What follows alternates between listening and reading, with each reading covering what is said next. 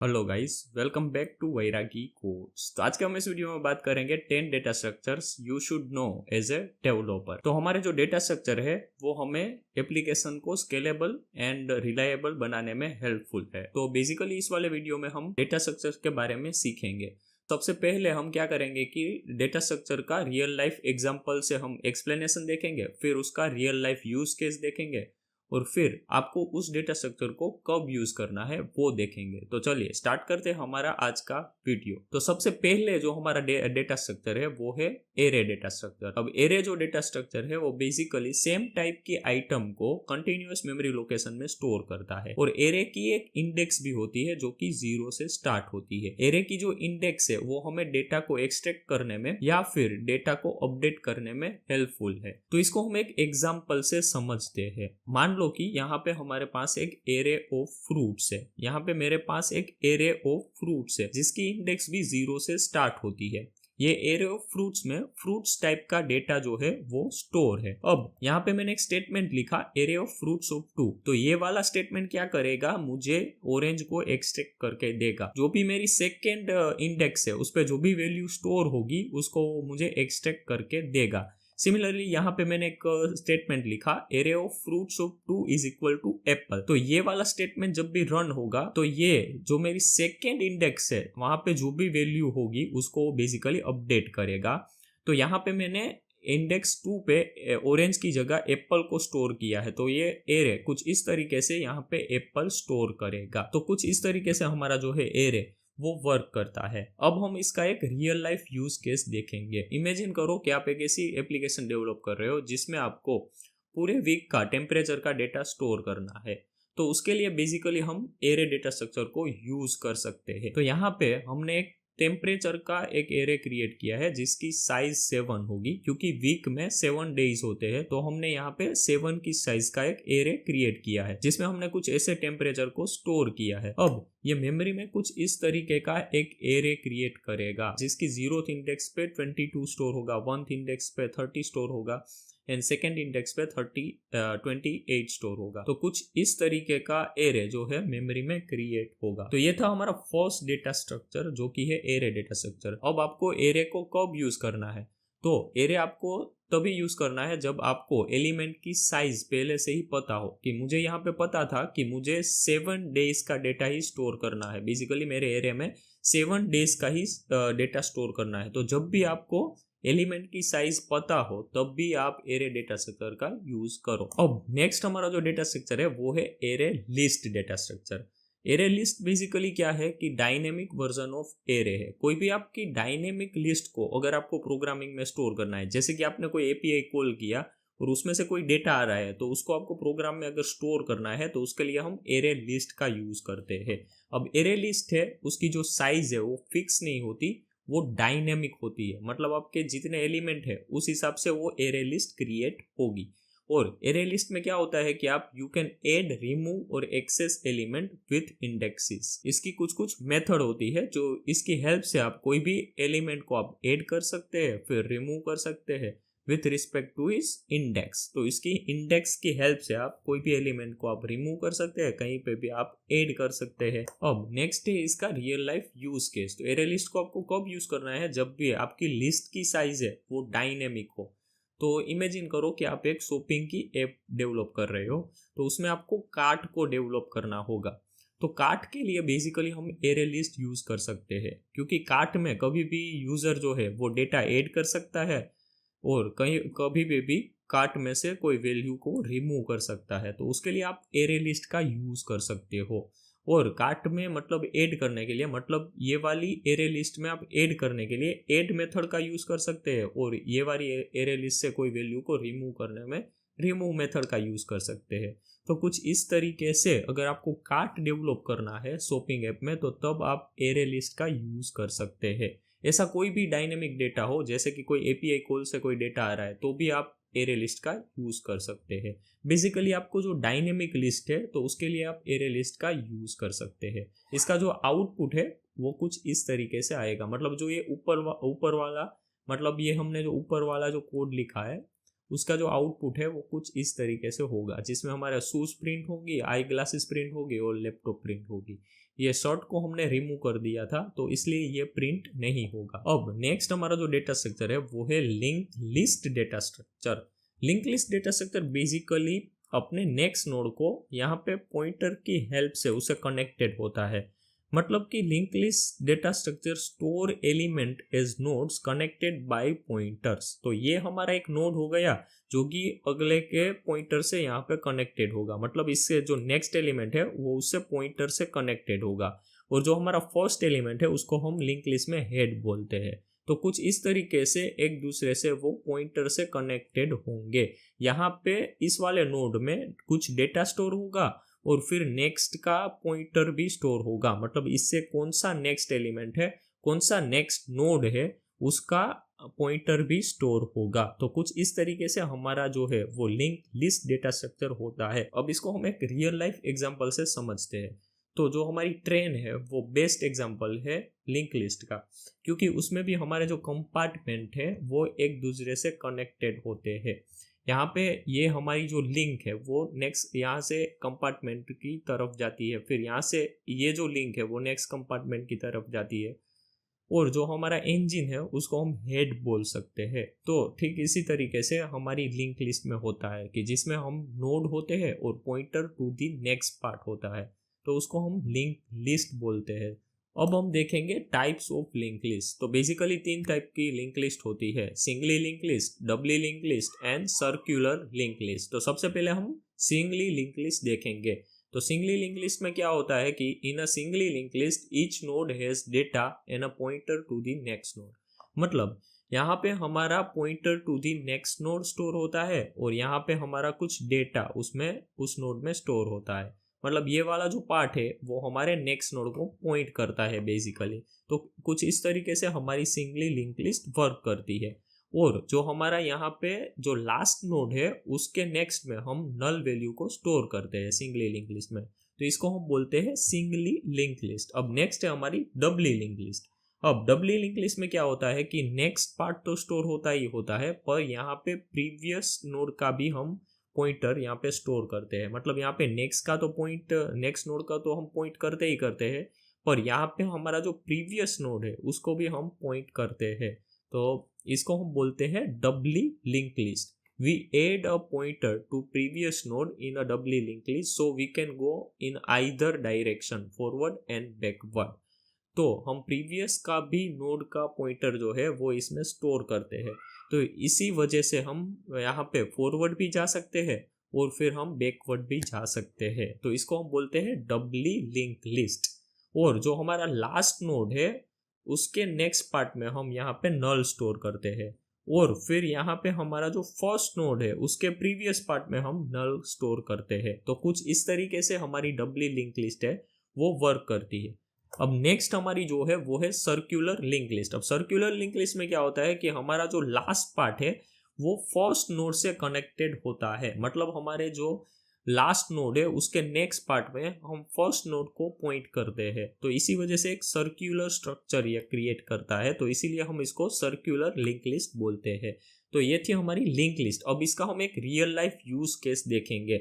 अब link list को आप कब यूज करेंगे, तो आपको जब भी फ्रीक्वेंट इंसर्शन और डिलीशन चाहिए तो उसलिए हम लिंक लिस्ट का यूज करते हैं। तो लिंक लिस्ट का हम एक रियल लाइफ यूज केस देखें तो हमारी जो म्यूजिक ऐप है उसमें जो प्ले लिस्ट है उसको आप लिंक लिस्ट से क्रिएट कर सकते हो, क्योंकि उसमें जो हमारी प्ले लिस्ट है उसमें यूजर फ्रीक्वेंटली इंसर्ट भी करेगा सॉन्ग और कुछ कुछ सॉन्ग उसमें से डिलीट भी कर सकता है। तो वहाँ पे फ्रीक्वेंट इंसर्शन और डिलीशन होता है, तो इसलिए हम उसको लिंक लिस्ट की हेल्प से क्रिएट कर सकते हैं। तो ये वाले कोड में हमने लिंक लिस्ट से प्ले लिस्ट का क्रिएट किया है। यहाँ पे हमने न्यू लिंक लिस्ट करके यहाँ पे हमने एक सॉन्ग बी और सॉन्ग ए को ऐड किया है, फिर हमारी जो प्ले लिस्ट है उसको हमने प्रिंट किया है। तो उसका कुछ आउटपुट है वो कुछ इस तरीके से जनरेट होगा। तो अब हमारा जो नेक्स्ट डेटा स्ट्रक्चर है वो है स्टैक डेटा स्ट्रक्चर। अब स्टैक डेटा स्ट्रक्चर क्या करता है कि वो last in first out principle को फॉलो करता है, यानी कि हमारा जो इंसर्शन होगा वो भी टॉप ऑफ द स्टैक से होगा और हमारा जो डिलीशन है वो भी यहाँ से यानी कि टॉप ऑफ द स्टैक से होगा। तो यहाँ पे मैं कुछ अगर वैल्यू को इंसर्ट करूंगा तो वो टॉप ऑफ द स्टैक पे इंसर्ट होगी, यानी कि 10 के ऊपर यहाँ पे 21 को मैंने इंसर्ट किया। अब यहाँ से मैं कुछ कुछ वैल्यू को डिलीट भी करूंगा तो वो भी, यहाँ पे मैं कुछ वैल्यू को अगर डिलीट करूंगा तो वो भी टॉप ऑफ द स्टैक से होगी। यानी कि हमारा जो inserting of the element and deleting of the element वो है टॉप से होगा, तो इसको हम स्टैक डेटा स्ट्रक्चर बोलते हैं। अब स्टैक डेटा स्ट्रक्चर का हम एक रियल लाइफ यूज केस देखेंगे। हमारा जो स्टैक डेटा स्ट्रक्चर है वो बेसिकली ब्राउजर की हिस्ट्री स्टोर करने के लिए हेल्पफुल है। तो यहाँ पे मैंने कुछ स्टैक में, यहाँ पे वैरागी कोर्स, canva.com, amazon.com, youtube.com, ये मेमोरी पूल में हमारा स्टैक है। तो इसका हम अगर प्रोग्राम लिखेंगे तो कुछ इस तरीके से हम इसका प्रोग्राम लिखेंगे कि यहाँ पे हमने एक स्टैक क्रिएट किया, हिस्ट्री ऑफ न्यू स्टैक, और हमने यहाँ पे पुश किए, यूट्यूब को पहले पुश किया क्योंकि पहले मेरा यहाँ पे यूट्यूब पुश हुआ, फिर उसके ऊपर मैंने अमेजोन को पुश किया। जैसे ही आप कोई वैल्यू पुश करोगे तो वो टॉप ऑफ द स्टैक पे पुश होगी। तो कुछ इस तरीके से इसका कोड है। यहाँ पे अमेजोन पुश हुआ, फिर यहाँ पे कैनवा पुश हुई, फिर यहाँ पे वैरागी कोड्स जो हमने लास्ट में जो साइट ओपन की वो पुश हुई, फिर यहाँ पे मैंने उसको प्रिंट किया, history.pick किया। अब यहाँ पे मैं जैसे ही पिक करूंगा तो वो मुझे रिटर्न करेगा करंट पेज जो होगा वो है हमारी। तो बेसिकली हमारा जो करंट पेज है वो यहाँ पे vairagicodes.com है। यहाँ पे एक मिस्टेक है तो यहाँ पे आप उसको चेंज कर देना। यहाँ पे YouTube नहीं प्रिंट होगा, यहाँ पे vairagicodes.com प्रिंट होगा। तो ये हमारा हो गया स्टैक डेटा स्ट्रक्चर। अब नेक्स्ट है हमारा क्यू डेटा स्ट्रक्चर। अब जो क्यू डेटा स्ट्रक्चर है वो first in first out principle को फॉलो करता है। यानी कि यहाँ पे जो इंसर्शन है वो क्यू के लास्ट से होगा और जो हमारा डिलीशन है वो क्यू से टॉप से होगा। मतलब जो है हमारा एन क्यू, यानी कि एन क्यू जो है मतलब कि कोई भी एलिमेंट इंसर्ट वो रियर से होगा, और कोई भी एलिमेंट डिलीट यानी कि डी क्यू यानी कि डिलीटिंग ऑफ द एलिमेंट वो है फ्रंट से होगा। तो इसको हम क्यू डेटा स्ट्रक्चर बोलते हैं। इसका हम एक रियल लाइफ यूज केस देखें तो जो हमारी टिकट सिस्टम होती है, कई कई एप्लीकेशन में आपको टिकट सिस्टम दी जाती है, सपोर्ट के लिए आप टिकट फायर कर सकते हो। तो उस वाली जो टिकट सिस्टम है उसमें हम क्यू डेटा स्ट्रक्चर का यूज कर सकते हैं। तो यहाँ पे मैंने कुछ रियल लाइफ यूज केस के हिसाब से यहाँ पे हमारी टिकट 1, टिकट 2, टिकट 3 ऐसे एक हमारा मेमोरी पूल क्रिएट है। अगर इसको हम कोड में अगर कन्वर्ट करेंगे तो कुछ इस तरीके से कन्वर्ट होगा। यहाँ पे मैंने क्यू लिया, फिर यहाँ पे मैंने क्यू को इनिशियलाइज किया, फिर यहाँ पे मैंने उसमें टिकट 1, टिकट 2, टिकट 3 को इंसर्ट किया, फिर यहाँ पे मैंने प्रिंट किया नेक्स्ट इन लाइन q.pick। तो जैसे ही मैं q.pick करूंगा तो मुझे टिकट 1 को रिटर्न करेगा, जो नेक्स्ट इन लाइन होगी टिकट यानी कि टिकट 1 होगी। वो यहाँ से मतलब टॉप ऑफ द स्टैक से जो हमारी टिकट होगी वो उसको मुझे रिटर्न करेगा। तो कुछ इस तरीके से हमारा जो है वो क्यू डेटा स्ट्रक्चर है वो वर्क करता है। अब हमारा जो नेक्स्ट डेटा स्ट्रक्चर है वो है हमारा प्रायोरिटी क्यू डेटा स्ट्रक्चर। अब प्रायोरिटी क्यू डेटा स्ट्रक्चर क्या है बेसिकली, तो वो एलिमेंट को प्रायोरिटी के हिसाब से प्रोसेस करेगा। मतलब ये वाला जो हमारा क्यू है उसमें इस एलिमेंट की प्रायोरिटी सबसे फर्स्ट है, मतलब इसकी प्रायोरिटी फर्स्ट है, 1 है इसकी प्रायोरिटी। तो ये वाले एलिमेंट को ये सबसे पहले प्रोसेस करेगा। तो इसको हम बोलते हैं प्रायोरिटी क्यू, जो प्रायोरिटी के हिसाब से एलिमेंट को प्रोसेस करता है। अब इसका हम एक रियल लाइफ यूज केस देखते हैं। जो हमारी विंडोज ओएस है उसमें जो एक टास्क मैनेजर होता है, तो उसमें हम टास्क को प्रायोरिटी के हिसाब से हम उसकी प्रायोरिटी हाई या फिर लो ऐसे करके प्रायोरिटी सेट कर सकते हैं टास्क की। तो वो बेसिकली प्रायोरिटी क्यू से हम कर सकते हैं। यहाँ पे हमारा एक क्यू है, तो इसको अगर आपको कोड में कन्वर्ट करना होगा तो इसको हम कुछ इस तरीके से कोड में कन्वर्ट करेंगे। यह हमारा हो गया प्रायोरिटी क्यू। फिर यहाँ पे मैंने उसको इनिशियलाइज किया, फिर इसमें हमने एलिमेंट्स को ऐड किया, ऐड 5 2 4 3। अब जब भी यहाँ पे आप पिक स्टेटमेंट फायर करोगे तो वो हमें रिटर्न करेगा आउटपुट में 2, क्योंकि इसकी प्रायोरिटी सबसे हाईएस्ट है, तो वो हमें 2 रिटर्न करेगा। तो बेसिकली ये हमारा हो गया प्रायोरिटी क्यू। अब नेक्स्ट है हमारा हेजमैप डेटा स्ट्रक्चर। अब हेजमैप डेटा स्ट्रक्चर है वो की वैल्यू पेयर में हमारी डेटा को स्टोर करता है। HasMap store information in a key value pair where key is always unique and value can be repeated। अब इसको हम एक रियल लाइफ एग्जांपल से समझते हैं। तो जो हमारी रोल नंबर और स्टूडेंट है उसको आप HasMap की हेल्प से स्टोर कर सकते हो, क्योंकि जो हमारा रोल नंबर है वो यूनिक होगा। फिर यहाँ पे आप स्टूडेंट के नेम को भी स्टोर कर सकते हो। You can store this type of data into a hedge table. तो जो भी हमारा की वैल्यू टाइप का डेटा है उसको आप हेज टेबल में स्टोर कर सकते हो। अब हेज मैप का हम इंटरनल स्ट्रक्चर देखते हैं। तो हेज मैप कुछ इस तरीके से हमारा क्रिएट हुआ है। Internally hash map are implemented using the array of link list. मतलब यहाँ पे एरे ऑफ लिंक लिस्ट की हेल्प से इंटरनली हेज मैप जो है डेटा स्ट्रक्चर वो इम्प्लीमेंट होते हैं। मतलब यहाँ पे 0 पे पूरी एक लिंक लिस्ट स्टोर होगी, यहाँ पे हमारे जो 1 है वहाँ पे पूरी एक लिंक लिस्ट स्टोर होगी। बेसिकली ये हमारा एरे है और उसकी 0th इंडेक्स पे हम पूरी एक लिंक लिस्ट को स्टोर करते हैं, 1th इंडेक्स पे पूरी एक लिंक लिस्ट स्टोर होगी। तो ये हमारा इंटरनल स्ट्रक्चर है हेज मैप का। अब इसका हम एक रियल लाइफ यूज केस देखते हैं। तो जो भी हमारा यूजर कॉन्फ़िगरेशन है या फिर यूजर सेटिंग है उसको आप हेज मैप की हेल्प से स्टोर कर सकते हो। जैसे कि यहाँ पे मैंने एक हेज मैप क्रिएट किया है, हेज मैप जो कि यहाँ पे स्ट्रिंग टाइप की उसकी की है और स्ट्रिंग टाइप की वैल्यू को स्टोर करता है।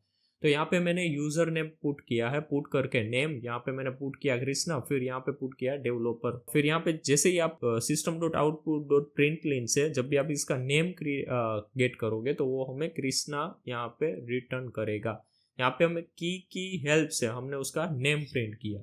तो जो भी आपकी यूजर कॉन्फ़िगरेशन है या फिर यूजर के लॉगिन का कोई डेटा है तो उसको आप हेज मैप की हेल्प से स्टोर कर सकते हो। अब नेक्स्ट है हमारा जो डेटा स्ट्रक्चर है वो है hash set data structure. Hash set is a collection of unique element with no duplicates. Hash set data structure basically list को स्टोर करता है विदाउट एनी डुप्लीकेशन। तो हेज सेट डेटा स्ट्रक्चर को हम एक रियल लाइफ एग्जांपल से समझते हैं। अब मान लो कि आपको आपकी एप्लीकेशन में या फिर आपको आपकी वेबसाइट में जो भी यूज़र विजिट कर रहे हैं उसका आपको आईपी एड्रेस स्टोर करना है। तो उसके लिए हम हेज सेट का कुछ इस तरीके से यूज़ कर सकते हैं। यहाँ पे मैंने हेज सेट डेटा स्ट्रक्चर को इम्प्लीमेंट किया, फिर मैंने यहाँ पे कुछ आईपीज यहाँ पे स्टोर किए। तो जब भी मैं ये वाले हेज सेट को अगर प्रिंट करूँगा तो कुछ इस तरीके से वो प्रिंट होगा 192.168.0.2 192.168.0.1। यहाँ पे हमारी जो डुप्लीकेट वैल्यू थी यहाँ पे मैंने ये दोनों वैल्यू सेम इंसर्ट की थी। तो जो हमारा डुप्लीकेट वैल्यू थी इसको ये इग्नोर कर देगा और जो यूनिक वैल्यू है उसी को वो प्रिंट करेगा, उसी को वो स्टोर करेगा। जो यूनिक वैल्यू है उसी को वो स्टोर करेगा। तो ये है हमारा हेज सेट डेटा स्ट्रक्चर। अब नेक्स्ट है हमारा ट्री डेटा स्ट्रक्चर। तो इसको हम एक रियल लाइफ एग्जांपल से समझते हैं। अब इमेजिन करो कि आप एक कॉलेज के लिए एडमिन सॉफ्टवेयर डेवलप कर रहे हो। तो वहां पे कुछ ऐसी हायरार्की होगी, डीन के नीचे एचओडी होगा, एचओडी होंगे, एचओडी होगा, फिर उसके नीचे कुछ टीचर्स होंगे इस तरीके से। तो ऐसे हायरार्की वहां पे होगी। तो इस टाइप के हायरार्कियल डेटा को अगर आपको कंप्यूटर में स्टोर करना है तो उसके लिए हम ट्री डेटा स्ट्रक्चर का यूज करते हैं। Tree is a non linear hierarchical data structure that consist of nodes connected by edges. ये हमारा एक नोड है जो कि एज से कनेक्टेड है, सेकेंड नोड से। तो इस टाइप के हायरार्कियल स्ट्रक्चर को हम बेसिकली ट्री डेटा स्ट्रक्चर बोलते हैं।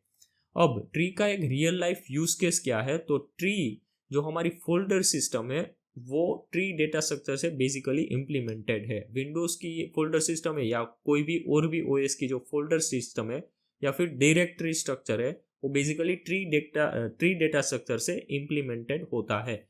अब आपको इसको जावा में कैसे क्रिएट करना है उसका मैंने यहाँ पे कोड स्निपेट्स दी है।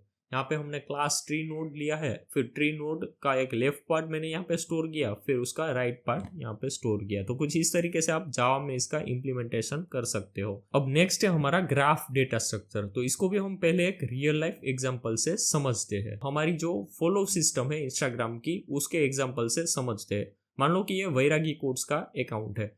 तो बेसिकली यहाँ पे वैरागी कोड्स अकाउंट से वैरागी कोड्स ने फॉलो किया है द जीनियस प्रोग्रामर को, और जीनियस प्रोग्रामर भी वैरागी कोड्स को फॉलो करता है। तो इसके बीच में एक अनडायरेक्टेड एज क्रिएट होगी क्योंकि ये एक दूसरे को फॉलो करते हैं।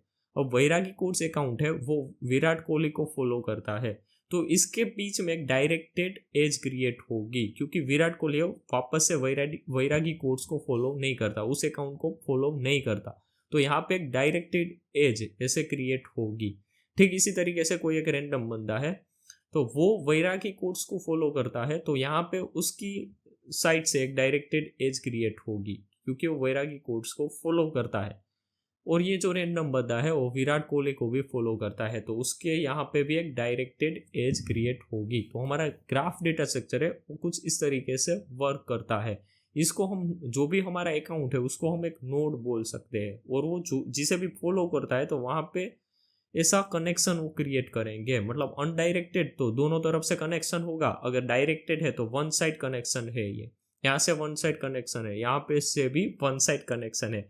तो इस तरीके के डेटा को स्टोर करने के लिए जो हमारी फॉलो अनफॉलो सिस्टम है इंस्टाग्राम की, उस टाइप के डेटा को, मतलब जो भी नेटवर्क है जहाँ पे नेटवर्क टाइप के डेटा को स्टोर करने के लिए बेसिकली हम ग्राफ डेटा स्ट्रक्चर को यूज करते हैं। सिमिलरली जो हमारा गूगल मैप है वो भी एक ग्राफ डेटा स्ट्रक्चर का बेस्ट एग्जांपल है। तो जहाँ पे जो हमारी लोकेशन है और उसके जो कनेक्टेड रोड है उसको हम एक एज बोल सकते हैं, और जो हमारी लोकेशन है उसको हम नोड बोल सकते हैं। यहाँ पे ये दो नोड है, ये एक लोकेशन और ये एक लोकेशन, फिर इसकी तरफ से ये एक रास्ता जा रहा है तो इसको हम एक एज बोल सकते हैं। फिर यहाँ से जाके यहाँ से जाके यहाँ से जाके यहाँ पे भी हम जा सकते हैं तो इसको भी हम एक एज बोल सकते हैं।